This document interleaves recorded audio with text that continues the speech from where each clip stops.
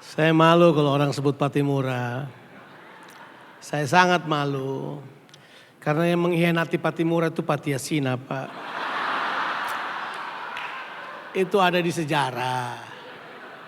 Tapi by the way, saya teman baik dengan Matulesi yang banyak. Ya. Salah satu cucu-cucunya Patimura juga teman baik saya, even sangat dekat dengan saya. Jadi I do recompense. Saya telah berdamai sama mereka, jadi janganlah memandang saya seperti itu, sudah langsung lihat saya sebagai pengkhianat bangsa gitu kayak. Jangan begitu saudara ya. Saya orang baik-baik. Ya. Nah, jadi di sesi ini saya akan membahas kingdom seperti biasanya. Nggak ada yang lain di kepala saya kecuali itu. Kalau sudah pencet itu yang keluar. Jadi nggak mungkin ada yang lain. Jadi saya ingin membahas tentang kingdom invasion. Saya menyebutnya sebagai cultural breakthrough in the darkness. Selalu kita kalau membahas Alkitab, saya menyarankan untuk saudara-saudara mengubah cara baca Alkitab saudara. Dari membaca dogmatis berubah membaca naratif. Seringkali kalau kita cuma membaca dogmatis, kita benar-benar mengurung apa Alkitab ingin sampaikan kepada kita pada dogma-dogma yang udah tersusun rapi sekian lama. Bukan berarti sistematika teologi dan dogmatika teologi yang gak bagus. Cuma saya berkata bahwa sebaiknya saudara membacanya secara naratif. Sebab kalau kita tidak membaca secara naratif, kita mungkin akan kehilangan poin yang khusus yang Tuhan mau sampaikan kepada kita. Nah, apa yang ingin saya sampaikan bahwa narasi Alkitab itu di kitab Kejadian 1, 2, dan 3 tentang penciptaan itu jelas. Jadi ini sebuah narasi yang ditulis oleh Alkitab. Dan saya merasa sangat aneh. Sekalipun kitab Kejadian tidak ditulis yang pertama, tapi dia ditempatkan pada tempat yang pertama dengan tujuan-tujuan yang khusus. Itu jelas. Saudara tentu tahu bahwa kitab Kejadian ditulis punya tujuan. Dan tujuan kitab Kejadian ditulis adalah untuk mengetahui tujuan mengapa manusia dan seisi dunia ini diciptakan. Jadi kitab Kejadian itu it's about purpose, tentang tujuan. Jadi kalau saudara mau baca tentang segala yang lain, baca purpose-nya dulu. Masalahnya kita ini seringkali membuang purpose. Kita senang pada apa yang kita dapatkan, kita bahagia dengan semua yang kita miliki, tapi kita lupa tujuannya apa itu diberikan kepada kita. Kita suka kenikmatannya, kita suka kuasanya, kita suka exercise, tapi kita lupa tujuannya ini untuk apa. Nah, kitab Kejadian secara khusus Kejadian 1 sampai Kejadian ketiga beritahukan pada kita terbanyak tentang tujuan mengapa alam semesta dijadikan. Juga memberitahukan yang paling utama adalah mengapa manusia diciptakan. Sebab kalau saudara melihat Alkitab secara menyeluruh, dan saya tahu bahwa saudara pasti sudah mengerti hal ini. T.S. Eliot, saya sudah ulang-ulang ini berkali-kali bahwa T.S. Eliot di dalam Paradigm Christian View berkata bahwa kalau membaca Alkitab dari Kejadian sampai Wahyu, saudara akan melihat ada 4 bagian besar. Yang pertama adalah penciptaan, yang kedua adalah kejatuhan, yang ketiga adalah penebusan, yang keempat adalah kemuliaan. Dikembalikan pada posisi yang sebenarnya. Nah, 4 hal ini penting sekali. Nah, mengapa kita taruh penciptaan di depan? Penting sekali kita mengetahui ini. Haleluya, pandemi terjadi. Saya membaca banyak sekali Kejadian 1 sampai Kejadian yang ketiga. Dan itu saya baca sampai ya udah kayak diperas habis-habisan tentang apa yang ada di isinya. Saya baca untuk melihat bahwa memang tujuan Tuhan buat kita powerful sekali. Nah, setelah saya tunjukkan pada hal tadi, saya akan tunjukkan pada saudara ada 3 narasi Alkitab yang utama. Dan biasanya kalau saya menyebutkan hal ini, saudara akan tanya sumbernya dari mana? Dari Alkitab. Saya mempercayai kingdom theology is not systematic or dogmatic theology. Kingdom theology is biblical theology. Dari Alkitab. Jadi kamu sebenarnya tidak perlu berpikir, kok kingdom dari mana datangnya? It's in the Bible. Itu penting sekali kita ketahui. Nah, makanya kalau saudara membaca Alkitab, saudara kemudian akan mengerti ada 3 narasi utama kalau membaca Alkitab dari Kejadian sampai Wahyu. Narasi tertinggi yang pertama adalah Allah adalah raja dari sebuah kerajaan yang kekal dan tak tergoncangkan. It's number 1 narration. Tidak ada narasi yang seperti itu. Baru narasi yang kedua, Ya, kita suka narasi yang kedua sehingga kita buang narasi yang pertama. Sebab narasi yang kedua sangat sangat romantis. Narasi yang kedua adalah Allah adalah kasih. Itulah sebabnya Allah menyukai hubungan. Dia mau supaya manusia mengetahui kasihnya. Manusia kemudian mengenali. Saya percaya ini narasi Alkitab. Tapi kalau kita tanya pada orang, mana kamu lebih suka? Allah yang mengasihi kekal atau Allah yang memerintah kekal? 1000% saya katakan sudah akan memilih Allah yang mengasihi kekal. Yakin saya. Kenapa? Because that is dogma in your mind. Itu sudah merupakan dogma di kepala saudara bahwa Allah mengasihi kekal. Tapi kita lupa bahwa Allah memerintah kekal. Benarkah Allah memerintah kekal? Yes. Alkitab penuh dengan ayat, Alkitab penuh dengan narasi. Saya tidak perlu sampaikan pada saudara, saudara cari sendiri. Karena itu jelas. Nah, Allah yang penuh kasih ini dan Allah yang memerintah ini tiba-tiba. Nah, ini narasi yang ketiga. Dan kalau saya hari ini akan mengkhotbahkan narasi yang ketiga ini, saya mau katakan pada saudara, jangan menuduh saya antroposentris. Jangan menuduh saya adalah seorang pembicara yang berpusatkan manusia atau sentralitas pada manusia. Tapi karena ini merupakan narasi ketiga yang paling penting di Alkitab. Allah yang memerintah dan Allah yang mengasihi ini memutuskan untuk memilih manusia menjadi alatnya, menjadi agennya, menjadi perwakilannya, menjadi metodenya, menjadi sebutlah agendanya di bumi ini. Dia memilih manusia. Ini kan sebelum kejatuhan. Belum ada teori depravity of humanity. Belum ada teori itu. Yang ada adalah Tuhan memilih manusia. Bahwa manusia menjadi penting sekali. Tuhan mau bahwa kerajaannya yang ada di alam yang tidak kelihatan terlihat di muka bumi ini. Dan Tuhan belum pernah berniat mengganti agenda. Dia belum pernah berniat mengganti agen. Dia belum pernah berniat mengganti metodenya. Metodenya tetap manusia. Think of it. Think of it. Itu penting banget. Sebab kalau saudara tidak pikir ini penting, saya beritahu pada saudara. Bahwa kalau di bumi ini, maafkan. Yang roh tidak boleh datang ke sini. Tidak boleh. Kalau saudara cuma berwujud roh saja, tolong tinggalkan bumi. Sebab bumi bukan tempat saudara. Di bumi ini adalah tempat di mana semua manifestasi yang terlihat, yang yang tangible, yang dapat dirasa, diraba, disentuh, dialami, itu ada di bumi ini. Dan Tuhan memilih manusia sebagai pribadi, sebagai tempat dia menyatakan seluruh personalitinya, kuasanya, kemampuannya, idenya, kreativitasnya pada manusia di muka bumi ini. Jadi manusia memang benar menjadi representasi dari Allah dulu, baru kerajaannya. Manusia itu representasinya Allah. Sebab tujuannya adalah begini.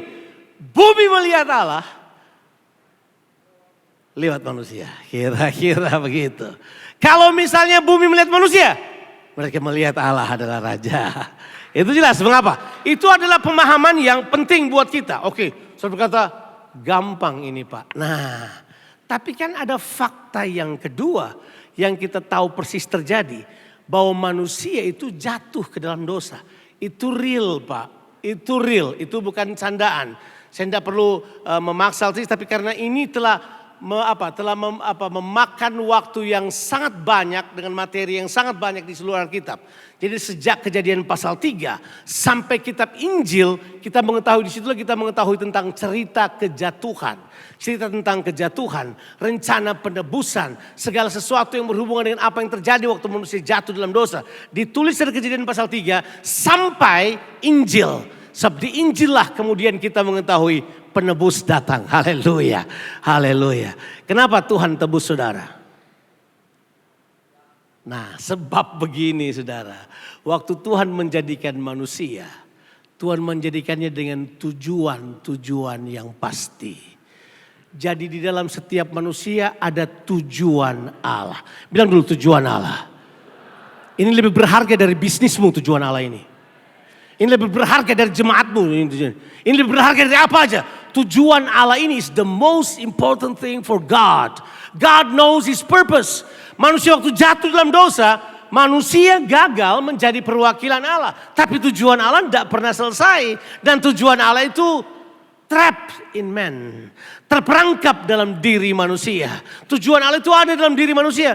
Tujuan Allah tidak ada di matahari. Tujuan Allah tidak ada di gunung. Tujuan Allah tidak ada di sungai. Tujuan Allah ada di manusia. Tujuan itu adalah dalam keserupaan dengan Allah. Manusia berkuasa di dunia ini. Itu tujuan Allah. Tujuan Allah ciptakan manusia jelas. Dalam keserupaan dengan Allah. Manusia berkuasa. Itulah kuasa yang berdiam di dalam kita.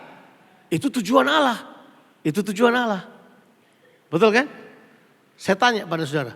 Waktu manusia jatuh dalam dosa. Hilangkah tujuan Allah itu dalam diri manusia? Enggak. Itu enggak hilang. Sebab hanya itu yang terkoneksi dengan Tuhan. Kalau saudara tahu prinsip itu. Saudara akan tahu artinya harapan. Saya suka tanya orang. Apa harapan artinya Pak? Harapan adalah keinginan, sembarangan aja. Harapan itu bukan keinginan. Harapan itu tersambung pada tujuan. Yes, itu arti harapan. Harapan itu artinya apa itu? Connected to the purpose. Arti harapan. Sebab kata harapan baik di perjanjian lama dan perjanjian baru itu artinya sebenarnya tali. Tali penghubung. It's a cord. Tikwa bahasa Ibraninya. Ya. Kalau bahasa apa? Bahasa Yunaninya ya Elpis. Kita lebih gampang ingat Elpis kan. Elpis Sukaisi. Tapi Elpis itu artinya it's a cord. Tapi kalau Elpis di perjanjian lama. Kalau tikwa di perjanjian lama itu cuma tali aja. Dan semua kata harapan selalu berhubungan dengan tiga kata ini. Rancangan Allah, tujuan Allah, dan masa depan. Kalau di perjanjian baru harapan menggunakan kata ini. Tahu kata yang dipakai? Kata yang dipakai adalah Elpis. Dan harapan itu ditulis seperti ini. Sebab harapan itu adalah sauh yang kuat. Tahu sauh? Jangkar. Jangkar itu nautical term. Saudara pernah lihat jangkar wireless di dunia ini? Pernah ada jangkar wireless? Nggak ada Pak. Jangkar selalu pakai apa? Pakai tali. Jangkar itu tujuannya supaya saudara kalau saudara melabuhkan kapal. Kapal itu stay on course. Kalau sudah parkir di Bali dan tidak pakai jangkar, besok dia tiba di Manila, dia tiba di tempat lain. Karena dia akan pergi kemana-mana. So harapan, bring you hope to see always the purpose. Makanya Alkitab bilang apa? Iman itu adalah dasar dari yang kita apa? Nah you see now? Semuanya punya tujuan. Dan tujuan Allah jelas. Tujuan Allah gak pernah berubah. Tujuan Allah Kejadian 1:26 adalah baiklah kita menjadikan manusia menurut gambar dan rupa kita. Supaya mereka berkuasa. Nah ini sekali lagi. Kalau kita tidak pelajari benar-benar hal ini. Kita akan gagal memahaminya. Sebab disinilah datang kuasa yang sangat dahsyat. Yang diberikan kepada manusia. Dan kuasa itu adalah culture power. Nah, listen. Saudara boleh pindahkan menara pizza ke tempat lain. Saudara bisa pindahkan menara Eiffel ke tempat lain. Tapi kalau nggak ada kuasa budaya, sia-sia yang kamu buat. Sebab nanti dia memiliki budaya, baru dia dapat dipindahkan pada generasi berikutnya. Baru dia dapat dipindahkan dan dia dapat memenuhi seluruh bumi ini. Kalau dia cuma kuasa aja, dia tidak akan pernah memenuhi bumi ini. Makanya Tuhan beri kepada kita kuasa budaya itu. Dan budaya itu dimulai dengan kata yang sangat dahsyat. Budaya dimulai dengan sebuah kata. Lalu Allah memberkati manusia. Berkat itu adalah budayanya kita. Sudah lihat saya? Yang antri prosperity bertobat. So prosperity telah disalahkan. Prosperity selalu diartikan sebagai material blessing. Prosperity itu bukan material blessing. Prosperity itu adalah kekayaan budaya Allah. Jadi waktu listen.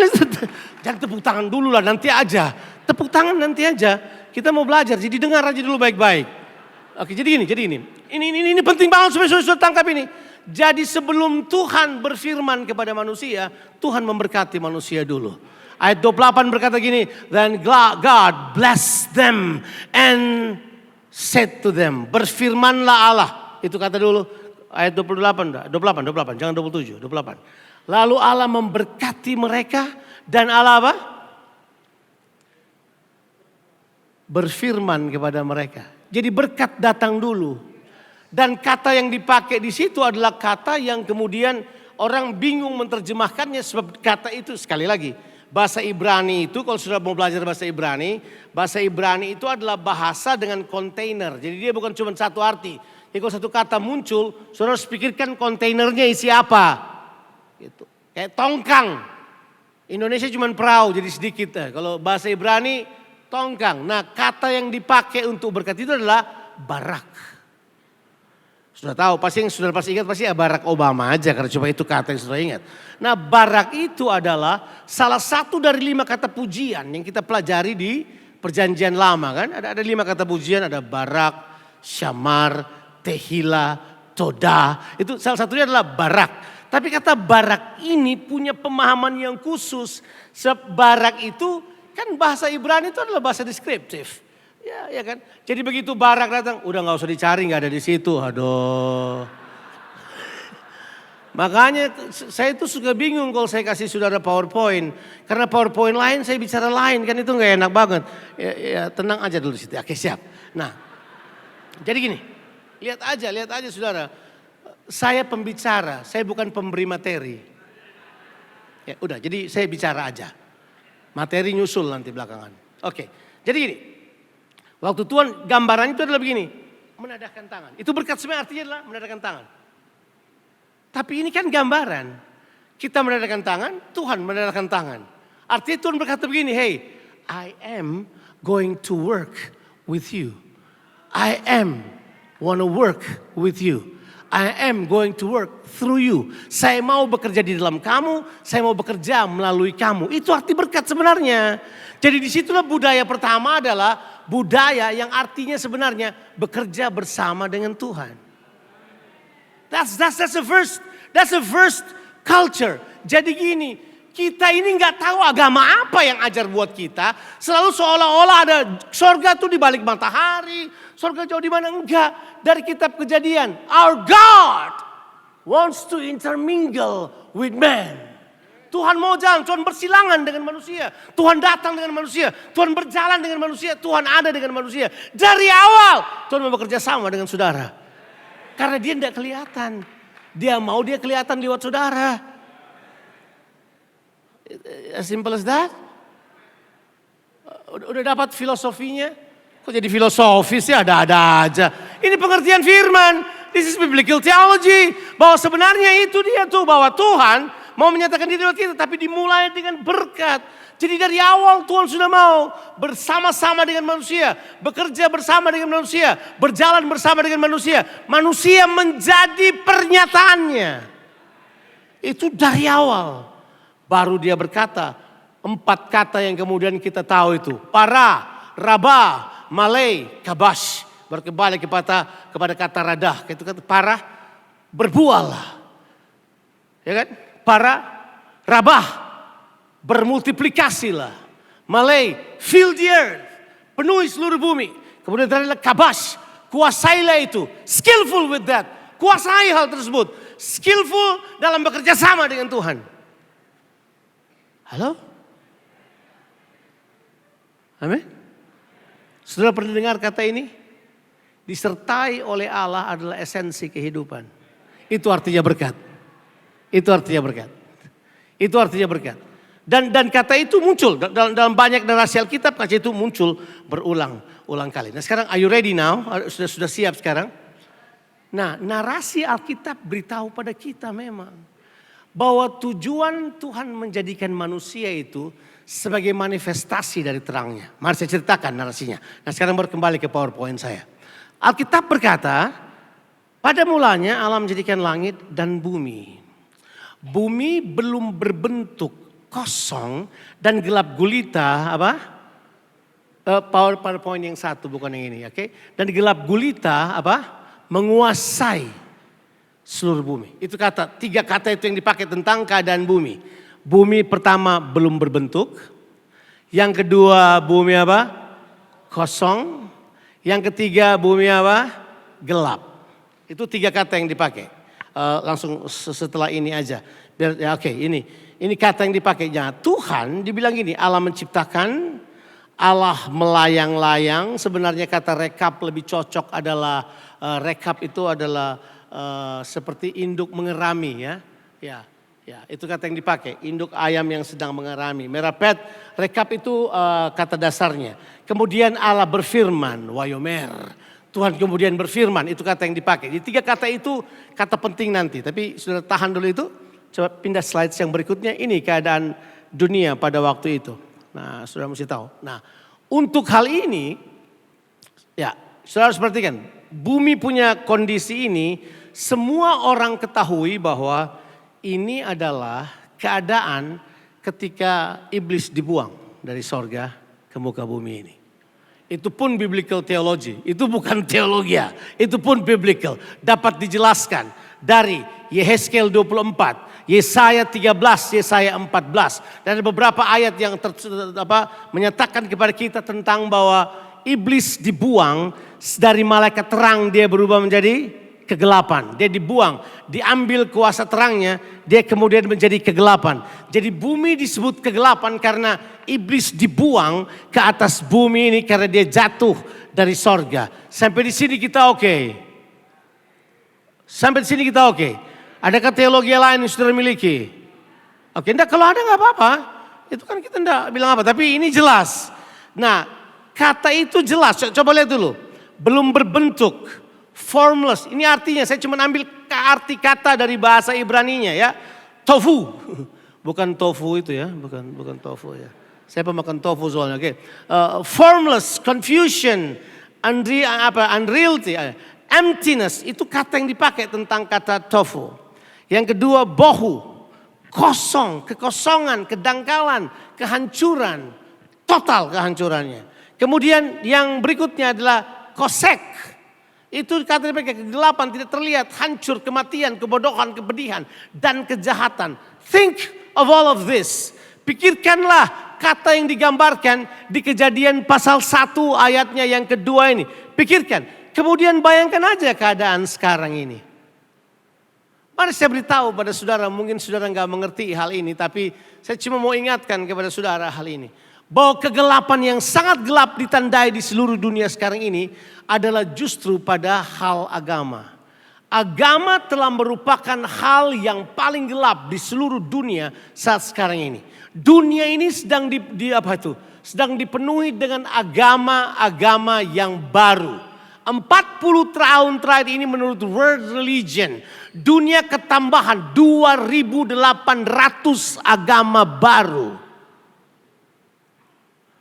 2.800 agama baru. Kapan-kapan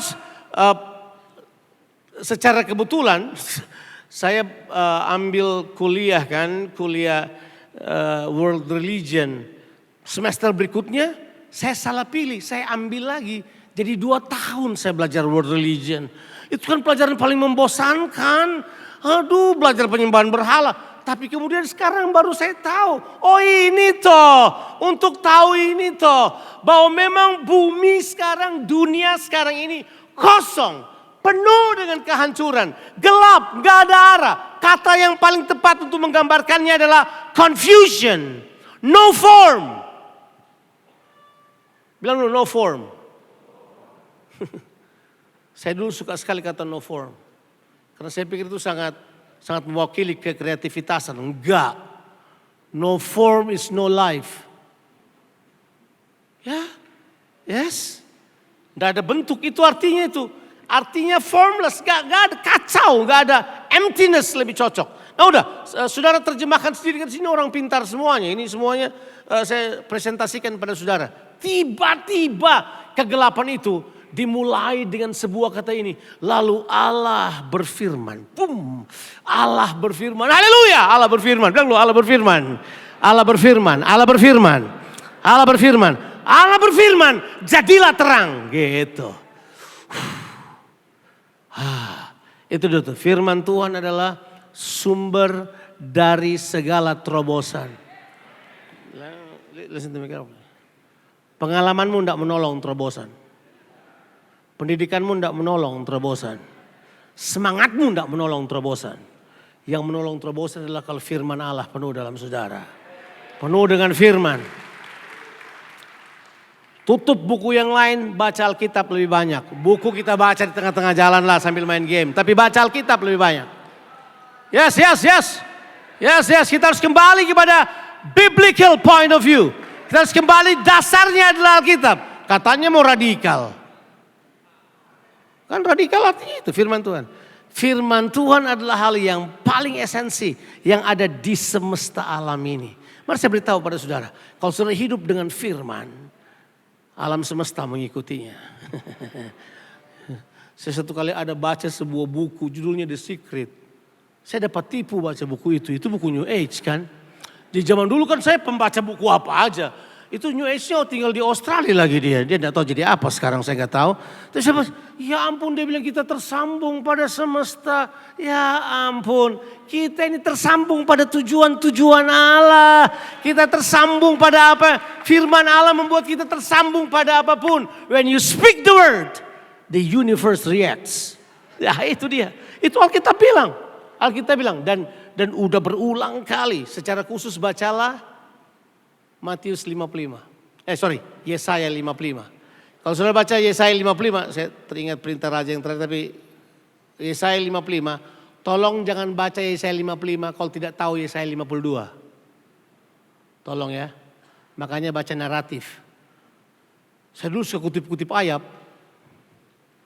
tapi ternyata salah semuanya. Karena kita kutip tanpa naratif. Oke. Now, Tuhan berkata jadilah terang. Nah kita selalu berpikir terang itu cuma ornya. Terang. Tapi enggak, baca narasi terusnya. Klimaks dari terang itu adalah Tuhan menjadikan manusia. Here comes the breakthrough though.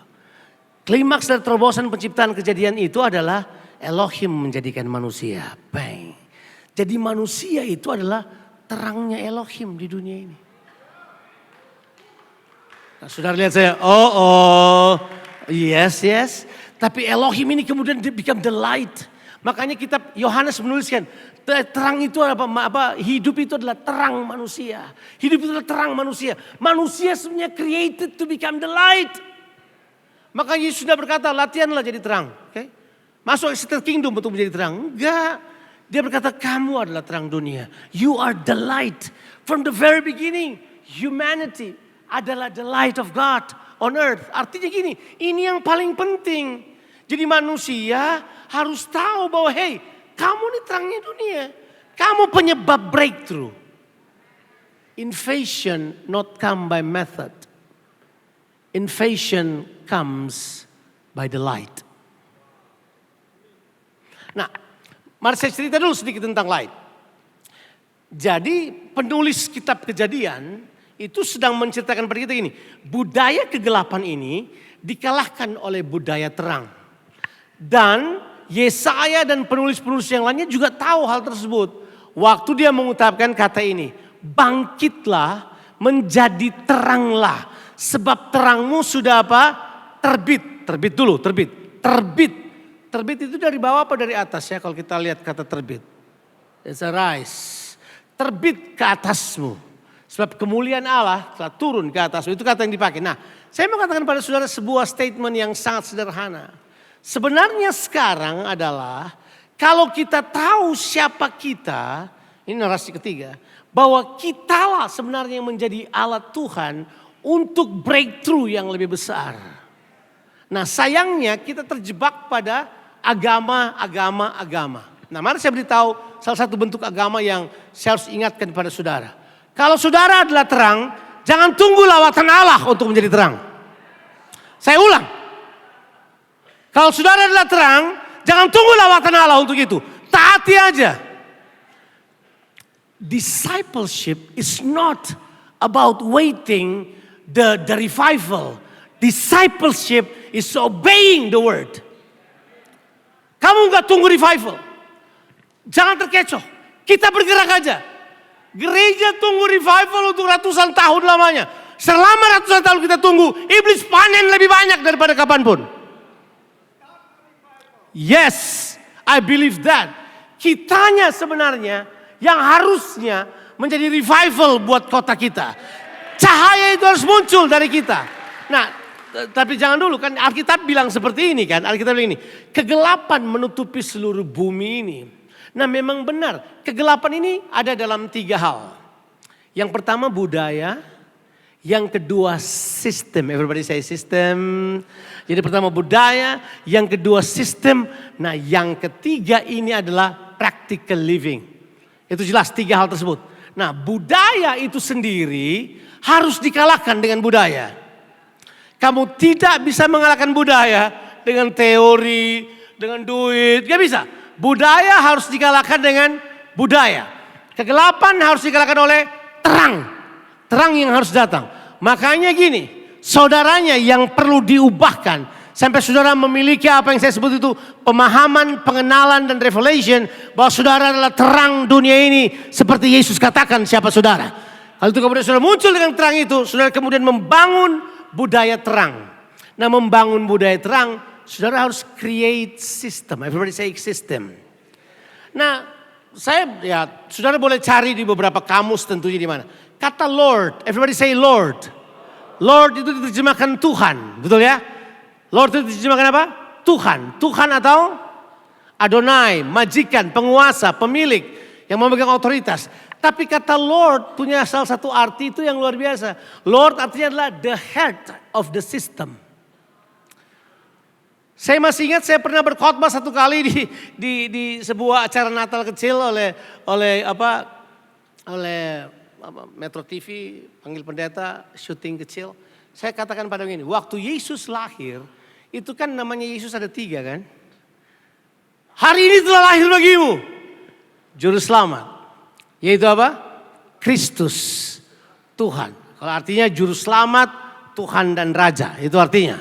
Jangan cuma Juru Selamat mulu ya. Saya percaya dia Juru Selamat tapi Tuhan dan Raja. Nah kata Tuhan ini artinya adalah the head of a system. Jadi waktu dia datang dia berkata begini. Hey, sistem dunia berganti sekarang ini. Kegelapan selesai. The world now under new management. Dunia sekarang ada di bawah manajemen baru.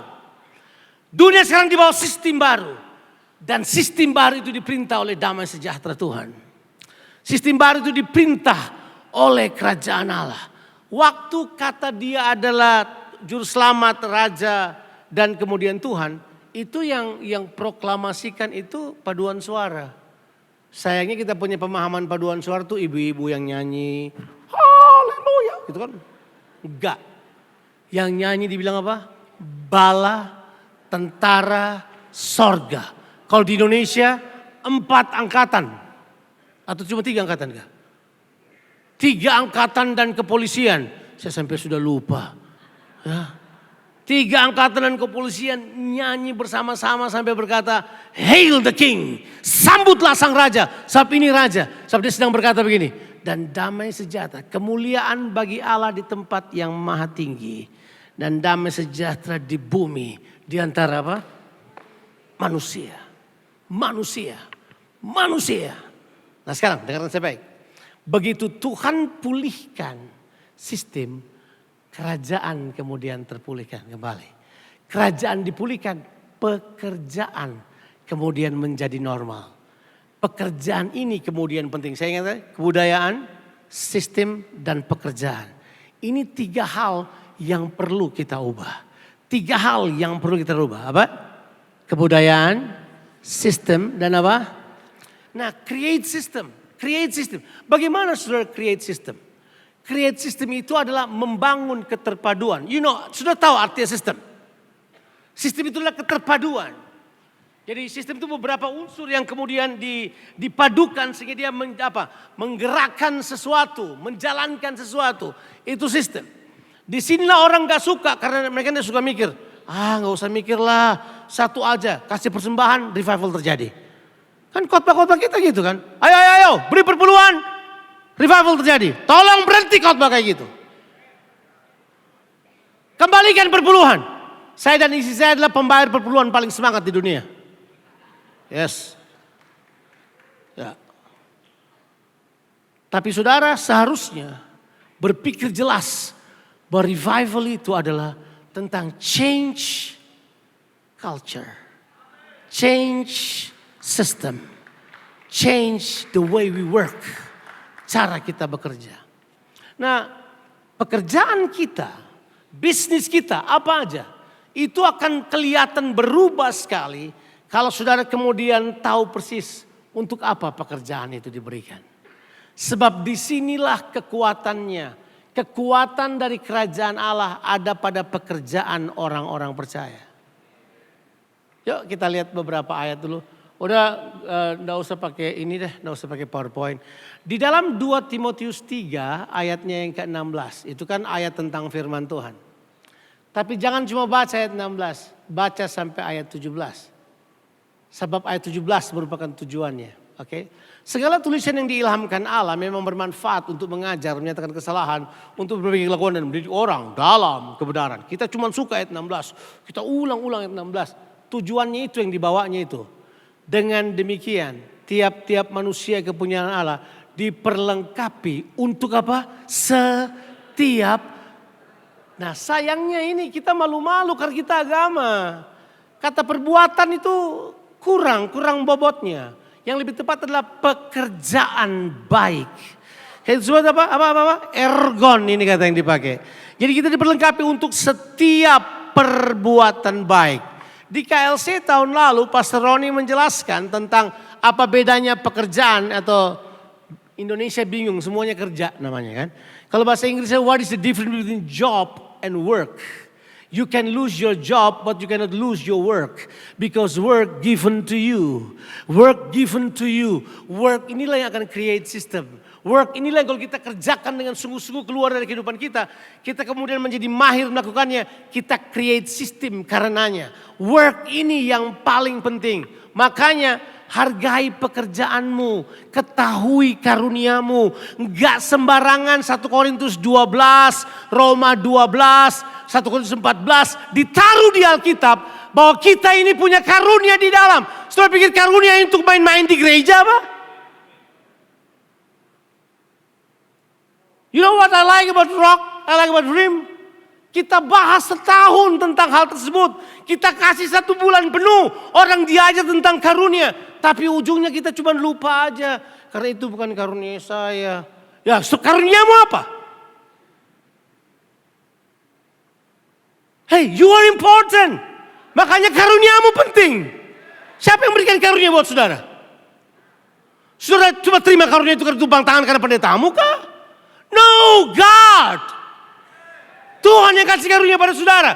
Supaya karunia itu kemudian termanifestasikan. Menghasilkan pekerjaan-pekerjaan yang baik. Bukan di gereja, di luar. Di sana. Hey. Kalau karunia tidak dilepaskan. Bagaimana pekerjaan bisa berfungsi? Gak bisa. Ini kata sayangnya ya. Kata ergon ini. Saya minta bahkan salah seorang pastor saya untuk kemudian catat dia 176 kali muncul di perjanjian baru. 176 kali kata ergon muncul di perjanjian baru. Sayang diterjemahkan paling banyak perbuatan. Harusnya pekerjaan. Sebab perbuatan berurusan dengan karakter. Kalau pekerjaan berurusan dengan apa? Kita bekerja, melakukan sesuatu. Pekerjaan baik inilah yang Tuhan mau datang dalam kehidupan kita. Atau keluar dari diri kita. Siapa yang masih menganggur hari ini? Jadi pendeta tapi nganggur. Dan sampai Sabtu nonton Netflix. Saya juga nonton Netflix tapi ya. Siapa? Itu berarti saudara nggak tahu apa yang ada di dalam saudara. Kita harus mengeluarkannya. Hey, create new system. Kita ini terperangkap pada sistem dunia ini. Kita bekerja untuk jadi employee. Jadi kemudian bekerja di employee hanya harap gaji. Tolong jangan harap gajimu. Harap yang di dalam saudara. Hey, in here there are money. Gold. Tapi yang paling utama in here there is wisdom. Hey, jangan salah. Kalau saya ngomong wisdom orang bayar banyak. Terus saya pikir saya hidup dari apa? Nah, kata pekerjaan baik inilah yang saya mau katakan. We put it out. Keluarkan. Tapi kan kalau kita ngomong begini nanti 20 tahun kemudian baru kita kerjakan. Kalau sudah ada contoh dulu. Coba semua bikin contoh di gerejanya. Kerjakan dulu. Saya agak sedikit keberatan dengan orang berkata. Kita mau lihat contohnya dulu lah. Kamu jadi contoh kenapa? Contohmu apa? Kita ciptakan agama lebih banyak daripada kerajaan Allah ditegakkan. Berhenti mabuk agama. Buang agamamu. Kerajaan Allah punya musuh terbesar adalah agama. Yesus berhadapan dengan hal tersebut. Miles Monroe ulang-ulang katakan hal tersebut. Jonathan Batesina mungkin tidak perlu mengulanginya lagi, tapi saya harus katakan pada saudara. Oke, saya mesti selesai. I have to finish. Membangun kebiasaan hidup dengan mengerjakan pekerjaan yang Tuhan taruh dalam kita, itu hal yang utama, prioritas. Priority. Jadi bangun, kemudian kerjakan apa yang Tuhan mau kau kerjakan. Kalau kamu harus ketemu orang dan kemudian menyampaikan kata-kata apa, katakan pada mereka. Terus kemudian hargai karuniamu. Tulis apa yang keluar dari mulutmu. Catat, perdalam, terserah sudah mau bikin apa. Kita perlu sekali menghargai hal tersebut. Sebab pekerjaan baik ini penting. Coba, kalau sekarang sudah lihat hampir semua kata ergon itu diterjemahkan pekerjaan baik kalau menurut saya lebih tepat. Karena begini, waktu Tuhan ciptakan manusia, Tuhan beri pekerjaan. Betul kan? Dia berkata apa? Berbuahlah dan seterusnya. Tapi ini, setelah Tuhan menebus kita, tebak dia berikan apa pada kita? Dia beri pekerjaan pada kita. Itu kan? Efesus 2 ayat 8, 9, 10, betul ya? Kita cuma berhenti ayat 9 selalu, pada ayat 10. Sebab kita ini buatan Allah diciptakan dalam Kristus Yesus untuk melakukan pekerjaan baik yang dipersiapkan Allah sebelumnya. Ia mau supaya kita hidup di dalamnya. Ada pekerjaan baik di dalam kehidupan kita. Kita tidak akan kekurangan pekerjaan. Kita akan sibuk. Engage. Sibuk. Engage. Nah, udah ya. Sayangnya misalnya ayat ini. Kalau kita memandang dengan kacamata agama tidak pernah selesai. Tapi kalau kita memandang dalam kacamata kerajaan selesai. Coba ayat emas kita. Matius 5 ayat yang ke-16.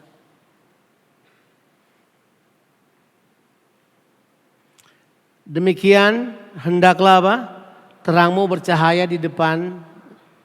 Supaya mereka melihat apa? Itu harusnya pekerjaan. Ergon itu. Pekerjaanmu yang baik dan memuliakan Bapamu yang di sorga. So pekerjaanmu perlu dinilai. Performancemu perlu dinilai. Nah, kuasa tadi bergerak di pekerjaan. Hikmat tadi bergerak di pekerjaan. Apalagi karunia tadi bergerak di pekerjaan. Pasti jadi dong. Pasti jadi. Jadi enggak? Jadi. Yakin saya. Yakin saya. Kalau budaya kita mulai dengan penyembahan kita. Kemudian kita selesaikan dengan budaya. Maka penyembahan kita harusnya jangan cuma di gedung ini. Saya ulangi dulu. Oke, kan kita tahu yang namanya family words. Cult, cultivate, culture. You know that, right? Itu cult, cultivate, culture. Sebaliknya, cult, culture, cultivate. Artinya begini, bahwa penyembahan kita itu jangan berhenti di sini. Tidak boleh. Penyembahan kita itu harus muncul di luar. Makanya waktu Tuhan kasih tugas buat Adam yang pertama. Kemarin banyak yang bahas itu. Kejadian 2 ayat yang ke-15. Tuhan lalu menempatkan manusia itu di Taman Eden. Kemudian Tuhan apa? Mengatakan kepada mereka. Mengusahakan taman itu. Kata mengusahakan itu adalah kata penting di perjanjian lama. Dan orang tahu bahwa kata itu baru muncul setelah keimamatan Lewi ada. Sebab arti daripada kata abad itu adalah Levitical service unto God. Jadi dari awal waktu Adam memelihara taman itu penyembahan bagi Tuhan. Itu ibadahnya buat dia. Udah jangan malu-malu, pekerjaanmu adalah penyembahanmu. Udah gak usah malu-malu bilang itu. Perlu balik juga, penyembahanmu adalah pekerjaanmu. Jadi kalau nganggur di rumah itu pergi agama aja hari Minggu. Karena pekerjaanmu adalah penyembahanmu. Penyembahanmu adalah pekerjaanmu. Kenapa? Terus tiba-tiba semua jadi aneh? Cuma karena kemudian terjadi dosa karena mereka menolak firman Tuhan. Kemudian yang terpilih cuma suku Lewi. Dan cuma suku Lewi yang menyembah Tuhan. Yang lain kemudian jadi orang awam. Terima kasih. Keluarkan penyembahanmu dari tempat dudukmu di gereja. Bawa dia keluar sana. Seperti engkau sungguh-sungguh nyanyi sampai miring-miring. Gila tadi. Tadi yang pimpin pujian laki-laki ganteng dari Jawa Tengah itu minta ampun. Dia menyanyi men. Saya punya roh. Belaga banget tapi maksudnya gue kayak rasa nonton Barry White lagi pimpin pujian di mana itu. Wah kurang suara laki-laki ya, banyak perempuan ya kita ya. Kurang laki-laki yang mau. Tapi gini, penyembahan harusnya kita bawa keluar. Makasih. Sudah sampai begini.